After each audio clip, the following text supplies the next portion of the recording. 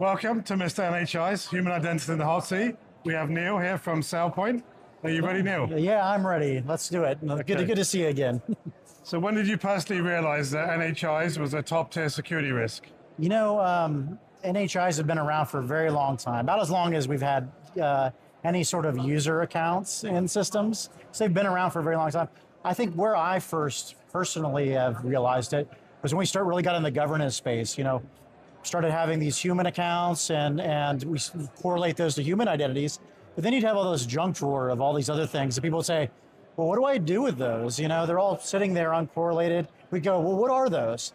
And inevitably somebody goes, well, that's a root account, that's a service account. And these days we're seeing different types of accounts. They're on cloud, they're on other platforms, not just the things that are built in other systems. But that service area has grown so much. And so that's, I think, when we first started realizing it. We started coining, best practices and things like that around it in the early days of SailPoint. Our customers have taken that to heart. We've grown with them and we've introduced, product around that, and that product's obviously evolved as that service area has grown. Okay. And do you think we're repeating the same mistakes with NHIs with AI agents? I don't think we're necessarily repeating the same mistakes there. I do think that there's a difference in how they exist. Especially like some of these things only exist a short amount of time, right? So they're not as static, they're more dynamic. And so I wouldn't say that's necessarily repeating the same mistakes, but we need to handle them differently, right? Certainly there's new challenges and therefore new solutions that we'll need to come up with, right? Okay. And any insights on whether you use agents yourself in your day-to-day job? Do I use agents? I use agents quite a bit, actually. I have a development background, so the tinkerer in me loves to fire up agents, whether it's a proof of concept or a hackathon or things like that. I love to be able to leverage those because you can get quick prototypes out there, just try something new, sometimes learn. I'm a big student of life, right? So I always like to learn new things, and sometimes, agents are a gateway into doing that. I also think that they're a good tool to really helping you, grow and also judge yourself and be better about your own craft. I kind of see them as QA for my own, things I work on.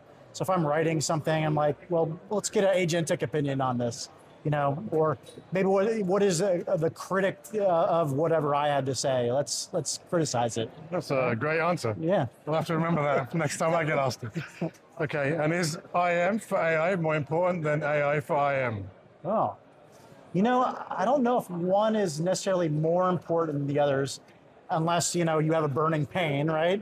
So I think you reach to whatever tool is nearby. I think they're both equally important. They're yin and yang, right? I think, you have to have, with as much surface area and things to secure, you have to have a lot of assistance these days. You can't just be a human type of thing. You can't rely on just human controls anymore. You have to, the world's more dynamic. You have to make that machine-like, right? And so leveraging agents and things like that as part of the tools, excellent way to do that. Help you scale, help you focus.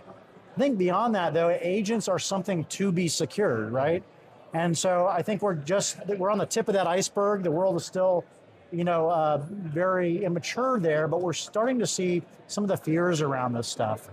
And, I think we're on an inflection point where things are starting to emerge where we can't just rely on like app-centric security anymore. As agents talk to agents, you're quickly leaving those application boundaries behind, and the world doesn't work or authorize the same way. And so I think that's going to become super, super important. Now, which one is most important? I think it depends on, are you using agents today or not, or do you need help with your identity program or not? They're both equally important. Okay. And do you think AI agents behave more like employees or software? Oh, that's a hard one. I don't know. I wonder what my answer will be in another 5 years here, because they're growing so exponentially.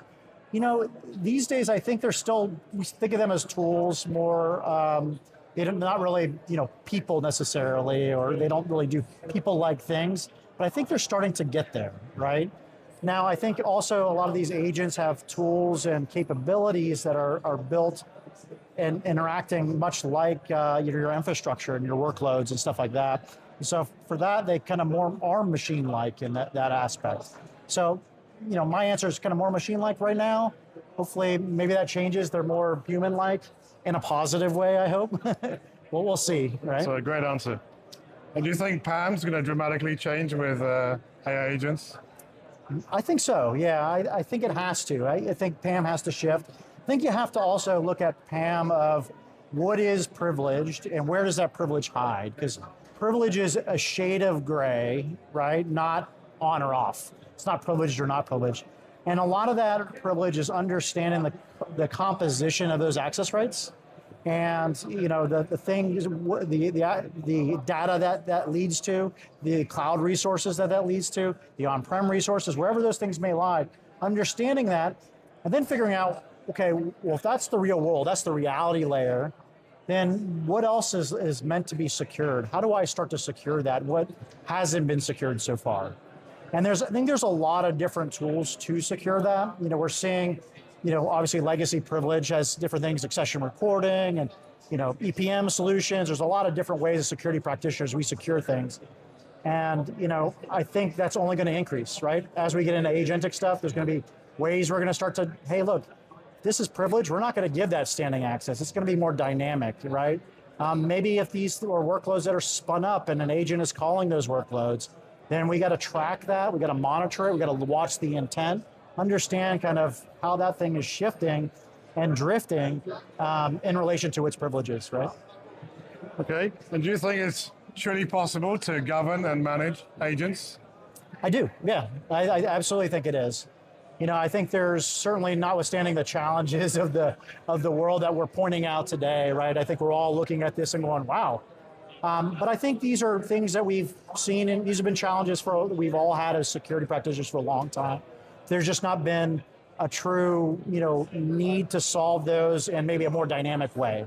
It was always like, man, that's cool. That's like flying cars. That's excellent. But now we're like, if we don't solve that, there's going to be really repercussions, right? And so I think now this is kind of a forcing function to solve these. And I think that it's kind of a good thing, right? Okay. And do you think agents are going to need background checks like humans? Depends on what they're doing, right? It depends on their privileges, right? So, I don't know what their background would come up with, maybe where they're born from, where their providence is, what their SVID is or their workload. Who's their parent? Yeah, who's their parent, yeah, or who they're associated with, right?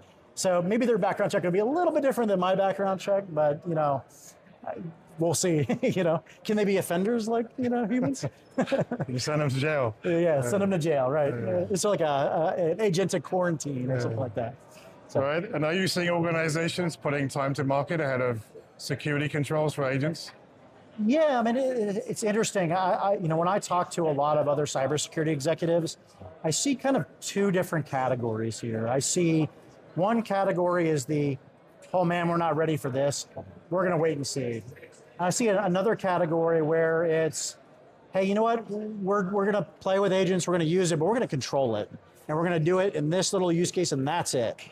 And so, I think both of those kind of feel like they know what they're signing up for.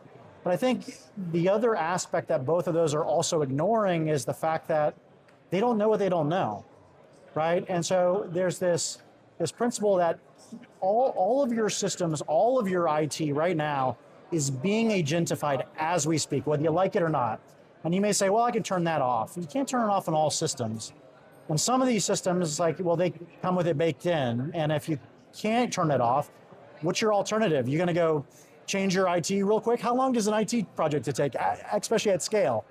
People have hundreds of thousands of systems in their purview. So I don't think it's realistic to say you can't agentify. I think the best way is to understand where you're exposed, start with discovery, understand where that risk is, and then start to chip away.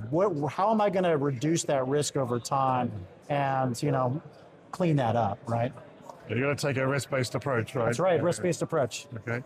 Final question. Yeah. Do you think AI agents will lead to mass unemployment? I hope not. I do think that agents are going to cause a technological shift, right? I do think that it's going to cause a different way of working in some cases, but I do think that you can actually reskill those people, or people can use new opportunities to grow.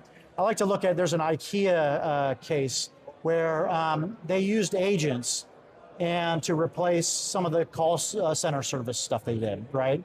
And people were like, oh man, what do you do with all those call center people, right? Well, they got reskilled and they actually up-leveled their career. They all became, what do you call it, like home designers for IKEA furniture. Okay. And it was a fascinating case study because they got a career progression and a pay upgrade in that process, right?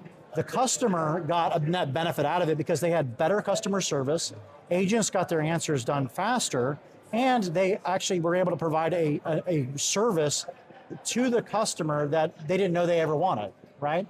And it didn't cost anything to their organization other than the cost of those agents being introduced and the runtime of those. So, if you look at it, I see that as a net win. It doesn't always have to be doom and gloom. We just have to think a little bit differently, think a little bit out of the box, right? Okay, fascinating insights. Yeah. I hope you enjoyed being Mr. NHI's Absolutely. Chief Identity Officer. Always great. Thank you. Good to see you again.